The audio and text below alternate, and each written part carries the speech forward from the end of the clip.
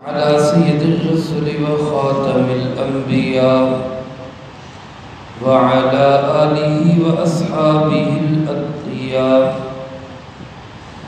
أما بعد فأعوذ بالله من الشيطان الرجيم. بسم الله الرحمن الرحيم. واذكر أخا عاد إذ أنذر قومه بالأحقاف وقد خلت النذر من بين يديه ومن خلفه ألا تعبدوا إلا الله إني أخاف عليكم عذاب يوم عظيم. قالوا أجئتنا لتأفكنا عن آلهتنا فأتنا بما تعدنا إن كنت من الصادقين. قال إنما العلم عند الله وأبلغكم ما أرسلت به ولكني أراكم قوما تجهلون.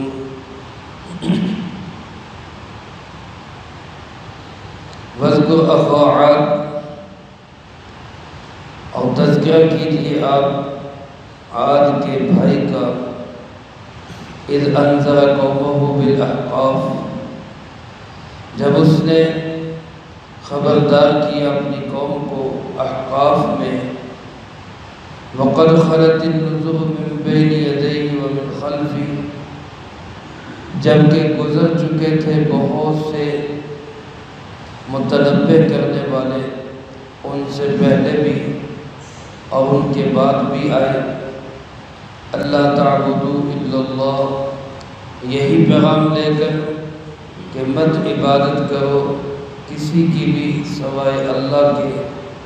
انی اخاف علیکم، بے شک میں ڈرتا ہوں تمہارے متعلق عذاب یوم عظیم، بڑے دن کے عذاب سے. قالوا اجئتنا، اس کے جواب میں وہ لوگ کہنے لگے کیا تو اس لیے آیا ہمارے پاس لتأفکنا عن آلہتنا، تاکہ تو ہم سے چھڑوا دے ہمارے معبودوں کو. فأتنا بما تعدنا، بس لے آ وہ چیزیں جن کی تو دھمکیاں دیتا ہے. ان کنت من الصادقین، اگر تو سچ بولنے والوں میں سے ہے. قال انما العلم عند اللہ، حضرت ہود علیہ السلام نے فرمایا بلا شبہ اس کا علم تو میرے اللہ کے پاس ہے. وَأُبَلِّغُكُمْ، اور میں تو آیا ہوں کہ تمہیں تبلیغ کروں. ما أرسلت به، اس پیغام کی جس کے ساتھ مجھے بھیجا گیا. وَلَكِنِّي أَرَاكُمْ، لیکن میں دیکھ رہا ہوں تمہیں قَوْمًا تَجْهَلُونَ، تم ایسی قوم ہو جو جہالت کی باتیں کرتی ہو.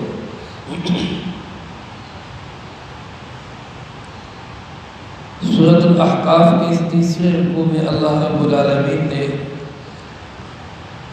حضرت ہود علیہ السلام اور ان کی قوم عاد کا تذکرہ فرمایا ہے. قوم عاد کا ذکر یہاں اس وجہ سے کیا گیا اور اس مناسبت سے کیا گیا کہ گزشتہ آیات میں مشرکین عرب کے تکبر کا ذکر تھا. عرب کے لوگ جو جناب محمد کریم صلی اللہ علیہ وسلم کے بدترین دشمن اور مخالف تھے، ان کا بڑا مرض یہ تھا کہ ان کے اندر تکبر تھا. وہ یہ سمجھتے تھے کہ اول تو نبوت رسالت اس کی ضرورت ہی نہیں ہے، اگر ہے تو پھر کوئی بڑا آدمی ہونا چاہیے، امیر آدمی، سیٹھ آدمی، سردار آدمی، وہ نبی ہونا چاہیے. نبی پاک صلی اللہ علیہ وسلم کے متعلق نعوذ باللہ کہتے کہ اس کو نبی بنانے کی کیا ضرورت ہے. چونکہ یہ بول تکبرانہ بول تھے، متکبر تھے وہ لوگ. اللہ پاک نے ان کو یاد دلانے کے لیے قوم عاد کا ذکر کیا۔ اس قوم کے اندر بھی بڑا تکبر تھا، اتنا تکبر تھا کہ یہ قوم اللہ کے مقابلے میں بھی یوں کہتی کہ من اشد منا قوہ، ہم سے بڑا طاقتور کون ہے، ہم سے بڑا طاقتور کون ہے۔ اس کے جواب میں اللہ رب العالمین نے اس قوم کو یہ ارشاد فرمایا کہ جس ذات نے تمہیں پیدا کیا ہے یقیناً وہ ذات تم سے بھی بڑی طاقت والی ہے۔ لیکن ان کو یاد دلانے کے لیے اللہ پاک نے اپنے محبوب صلی اللہ علیہ وسلم سے فرمایا وَاذْكُرْ أَخَا عَادٍ، میرے محبوب صلی اللہ علیہ وسلم آپ تذکرہ کیجئے عاد کے بھائی کا۔ عاد قوم کا نام ہے اور بھائی سے مراد حضرت ہود علیہ السلام، اور اللہ کے نبی چونکہ اسی قوم کے فرد ہوتے ہیں تو قومی لحاظ سے، وطنی لحاظ سے، لسانی اور علاقائی لحاظ سے وہ اپنی قوم کے بھائی ہوتے ہیں۔ اس لحاظ سے اللہ پاک نے حضرت ہود علیہ السلام کو قوم عاد کا بھائی قرار دیا۔ یاد کیجئے، تذکرہ کیجئے عاد کے بھائی کا۔ اذ انذر قومه بالاحقاف، جب اس نے خبردار کیا، ڈرایا، آگاہ کیا، متنبہ کیا اپنی قوم کو احقاف میں۔ احقاف پہلے بھی عرض کر چکا ہوں، حقف کی جمع ہے اور حقف کہتے ہیں ریت کے ٹیلے کو۔ جس علاقے میں یہ قوم آباد تھی، یہ مصر سے لے کر یمن تک اور حضرموت سے لے کر نجد تک عرب کے تمام خطے اس کی قوم کی آبادی کا مرکز تھے، اور اس علاقے کے اندر ریت کے بڑے بڑے ٹیلے جو طوفانوں میں ٹیلے کے ٹیلے ایک جگہ سے دوسری جگہ بدل جاتے، یہ سرخ اور ریت کے ذرات سے بھرے ہوئے ٹیلے، ان کو احقاف کہا گیا۔ علماء نے لکھا ہے کہ یہ قوم حضرت نوح علیہ السلام کی قوم کے 2600 سال کے بعد دنیا میں عروج پہ آئی۔ 2600 سال کے بعد اللہ پاک نے اس قوم کو عروج دیا، اور جس زمانے میں حضرت ہود علیہ السلام تشریف لائے، اس قوم کا بادشاہ جس کا نام بھی مصر تھا، اور اسی کے نام پہ مصر شہر کو مصر کہا گیا، اس قوم میں حضرت ہود علیہ السلام نے آ کے تبلیغ کی۔ اور علماء نے لکھا ہے حضرت ہود علیہ السلام کا تبلیغ کا عرصہ 580 سال ہے، یعنی 580 سال حضرت ہود علیہ السلام نے تبلیغ کی، اور اس قوم کی تباہی کے بعد حضرت ہود علیہ السلام کوئی 150 سال تک زندہ رہے۔ اس اعتبار سے 630 سال حضرت ہود علیہ السلام کی عمر بنتی، اور اگر 40 سال کی عمر میں نبوت ملی ہو تو پھر 670 سال کی عمر حضرت ہود علیہ السلام نے پائی۔ ایک طویل عرصہ اس قوم کو حضرت ہود علیہ السلام نے متنبہ کیا، خبردار کیا، آگاہ کیا، اور اللہ پاک فرماتے کہ یہ کوئی انوکھے نبی نہیں تھے۔ قد خلت النذر من بین یدی، ان سے پہلے بھی بہت سے نذر، نذیر، ڈرانے والے گزر چکے تھے، اور ومن خلفی، ان کے بعد بھی بہت سے آئے۔ حضرت نوح علیہ السلام ان سے پہلے گزرے، حضرت ادریس علیہ السلام کا ذکر بھی ملتا ہے، وہ بھی ان سے پہلے گزرے۔ حضرت شیث علیہ السلام کا ذکر تفاسیر اور تاریخ میں ملتا ہے، وہ بھی ان سے پہلے گزرے، اور ان کے بعد تو اللہ کے انبیاء علیہ السلام کا ایک طویل سلسلہ ہے۔ اس میں حضرت صالح علیہ السلام بھی ہیں، حضرت لوط علیہ السلام بھی ہے، حضرت ابراہیم علیہ السلام بھی ہے، انبیاء بنی اسرائیل ہے، حضرت عیسیٰ علیہ السلام تک، اور پھر آخر میں آخری نبی جناب محمد کریم صلی اللہ علیہ وسلم۔ اور ان سارے نبیوں کا پیغام کیا ہے؟ ایک ہی پیغام ہے۔ سارے انبیاء علیہ السلام کی مشترک دعوت ایک ہی دعوت ہے، اللہ تعبدوا الا اللہ، اللہ کے سوا کسی کی بھی عبادت نہ کرو۔ عبادت کا مطلب کیا ہے؟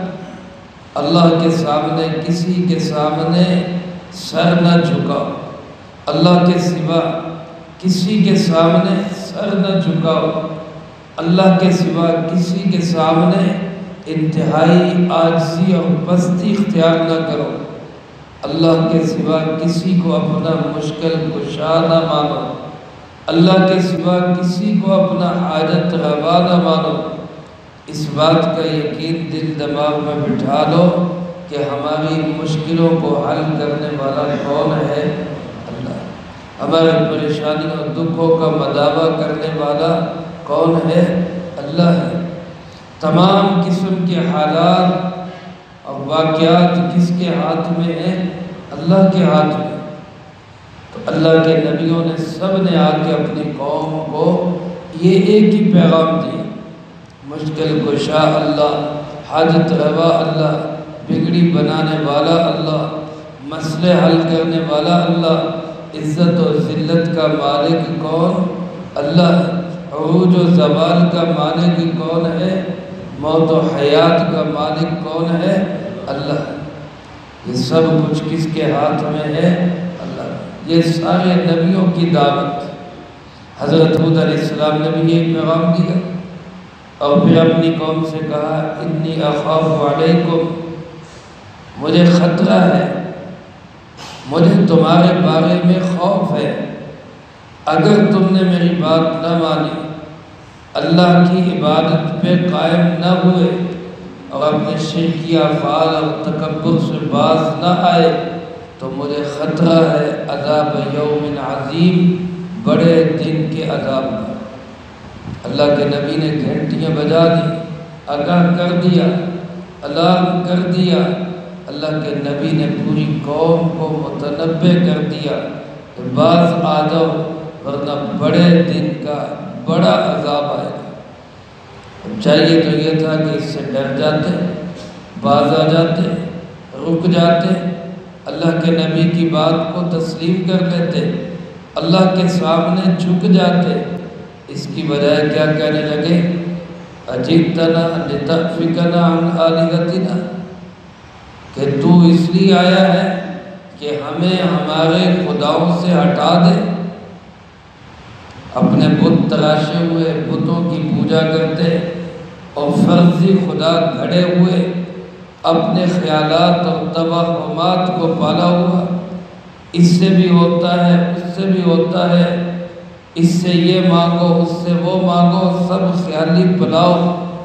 اللہ پاک فرماتے کہ بجائے اس کے کہ اللہ کے نبی کی بات کو مانتے، الٹا اللہ کے نبی کو دھمکانے لگے کہ ہمیں ہمارے خداؤں سے چھڑانے کے لیے آئے۔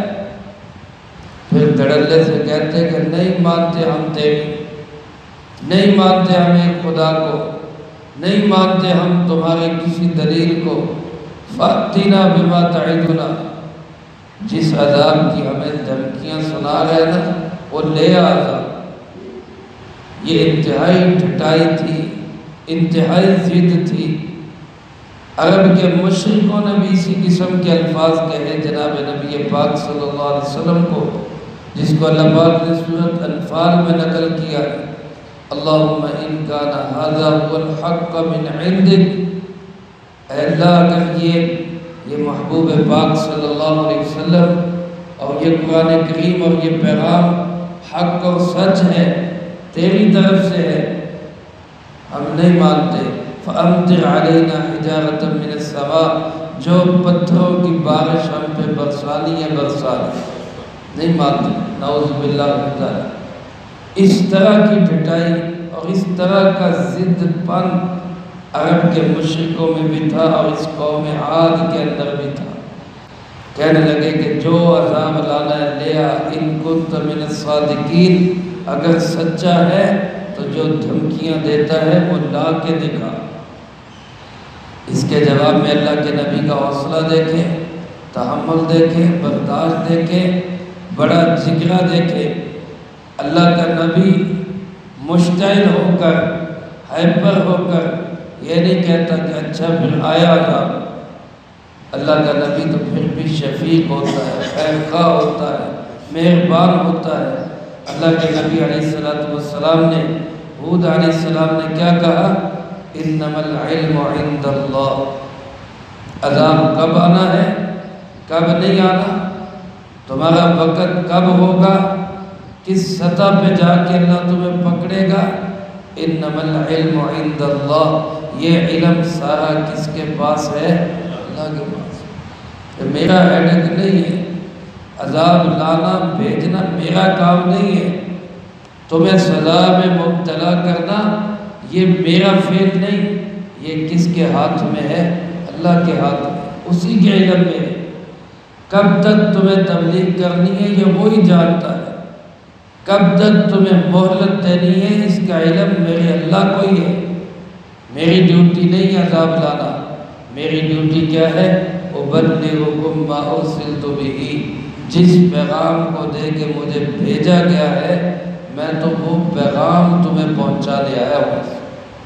میرا کام تو صرف اتنا ہے، باقی تم جانو، تمہارا رب جانے۔ میں تمہیں پیغام پہنچانے آیا ہوں، وہ پہنچا رہا ہوں، اور اس میں کوئی کمی بیشی نہیں کر رہا۔ لیکن ایک بات ہے، وَلَكِنِّي أَرَاكُمْ، میں دیکھ رہا ہوں، میری نظر بتا رہی ہے اور میرا تجربہ بتا رہا ہے کہ قوماً تجہلون، کہ تم ایسی قوم ہو جو جاہل بن چکے، نادان بن چکے، جہالت کی باتیں کرتے ہو، بجائے اس کے کہ اللہ کے سامنے جھک جاؤ، اللہ کی مہلت سے فائدہ اٹھاؤ۔ اللہ کی مہلت کو تم اپنی طاقت سمجھ رہے، یہ بہت بڑی نادانی اور جہالت ہے۔ میرے محترم دوستو، آج بھی ایسے لوگ ہیں ظلم کرتے ہیں، کمزور لوگوں کو دبا کے رکھتے ہیں اور انتہا درجے کی گندی اور گنونی حرکتیں کرتے ہیں۔ اللہ کی طرف سے گرفت نہیں آتی، اس کو سمجھتے ہیں کہ ہماری طاقت ہے، ہماری پاور ہے، حالانکہ یہ جہالت ہے۔ اللہ کے ہاں ایک وقت طے ہوتا ہے، ظالم کی رسی اللہ دراز کرتا ہے، لیکن جب وقت آتا ہے تو پھر ایسی کھینچتا ہے کہ دنیا ہاتھ لگا کے دیکھتی ہے، دنیا ہاتھ ملتی رہ جاتی ہے کہ یہ بنا کیا، یہ ہوا کیا ہمارے ساتھ۔ میرے محترم دوستو، اس وقت کے آنے سے پہلے انسان اللہ سے ڈر جائے اور اللہ کے سامنے جھک جائے، یہی انسان کی عقل مندی ہے۔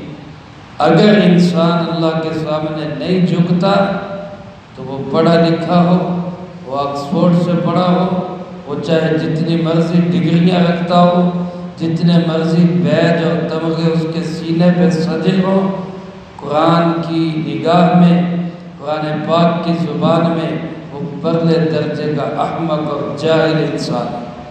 اللہ پاک ہم سب کو ایسی جہالت اور نادانی سے محفوظ رکھے، جو کہا سنا اس کو زندگی میں لا کے دوسروں تک پہنچانے کی توفیق عطا فرمائے۔ اس قوم کے اس انتہائی خبیثانہ رد عمل کے جواب میں، رد عمل میں اللہ پاک نے پھر اس قوم پہ عذاب نازل کیا، اس کا تذکرہ اگلی آیات میں ہے، وہ انشاءاللہ اگلی فرصت میں آئے گا۔ اللہ پاک سے دعا ہے اللہ ہم سب کو اللہ اپنی مان کر چلنے کی توفیق نصیب فرمائے اور دوسروں تک یہ پیغام پہنچانے کی توفیق عطا فرمائے۔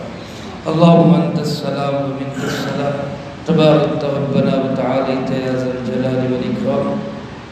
اللہم اعنا علی ذکرک و شکرک و حسن عبادتک، اللہم احسن عاقبتنا فی الامور کلها واجرنا من خزي الدنيا وعذاب الآخرة، اللهم باقية كباقية الوليد، اللهم استر عوراتنا وآمن روعاتنا، اللهم إنا نجعلك في نحورهم ونعوذ بك من شرورهم.